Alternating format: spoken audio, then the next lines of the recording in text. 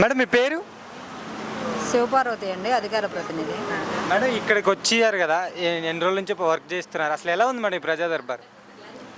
ప్రజా దర్బార్ ఇది జనవాణి అండి.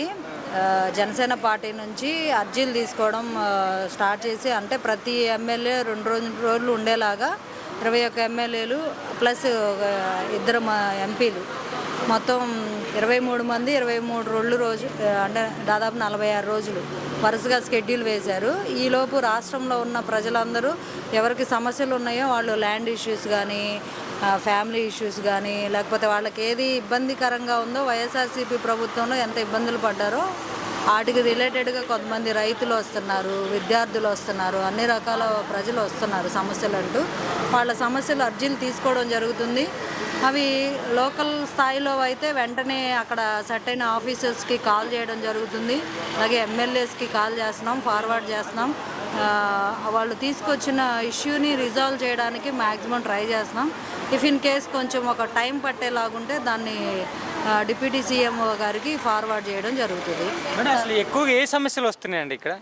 ఎక్కువ 80% ల్యాండ్ ఇష్యూస్ వస్తున్నాయండి. గత వైఎస్ఆర్సీపీ పార్టీలో ఉన్నప్పుడు ఆ వైసీపీ నాయకులు, స్థానిక నాయకులు అవ్వచ్చు, ప్రజాప్రతినిధులు అవ్వచ్చు, ఎక్కువ ల్యాండ్ ఇష్యూసే వస్తున్నాయండి.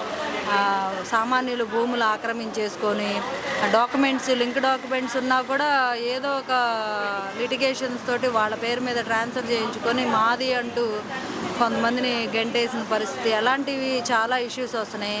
చాలామంది యువత చదువు అయిపోయి సర్టిఫికేట్స్, ఫీజు రీఎంబర్స్మెంట్ ప్రాబ్లం తోటి సర్టిఫికేట్స్ రాలేదని చెప్పి జాబ్స్కి ఇబ్బంది అవుతున్నాయని అలాగా విద్యార్థులు కూడా రావడం జరుగుతుంది. ఇప్పుడు పార్టీలు మళ్ళీ ఒకవేళ వైసీపీ వాళ్ళు వచ్చినా మీరు ఏమైనా వెనక్కి పంపించడానికి ఏమైనా ట్రై చేస్తున్నారా? అలాంటిది ఏం లేదండి. ప్రజల్లో వైసీపీ, జనసేన, టీడీపీ ఉండరండి. ప్రజలంటే ఆంధ్ర రాష్ట్ర ప్రజలు అందరూ.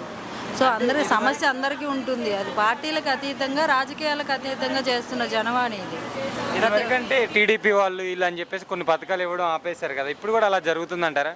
అసలు అలాంటిది ఏం లేదండి. టీడీపీ, జనసేన, వైసీపీ ఇట్లాగేమి లేదు. ఎవరి సమస్య అంటూ వస్తే అక్కడ జెన్యున్గా ఏ ఇష్యూ ఉంది, ఎవరితో ఇబ్బంది పడుతున్నారు, ఒకవేళ గతంలో ఉన్న వైసీపీ నాయకులు వీళ్ళని ఇబ్బంది పెట్టారా అనేది కూడా ఉంది. సో అలాగ చూస్తాం తప్పితే ప్రజల్ని మనం పార్టీలుగా చూడటం తప్పు కదా. అది అసలు అలాగా లేదు. ఎవరికి సమస్య అయినా రావచ్చు, అర్జీలు ఇచ్చి, వైసీపీ నాయకులు కూడా వచ్చి అర్జీలు ఇచ్చి వెళ్ళిన పరిస్థితులు కూడా ఉన్నాయి.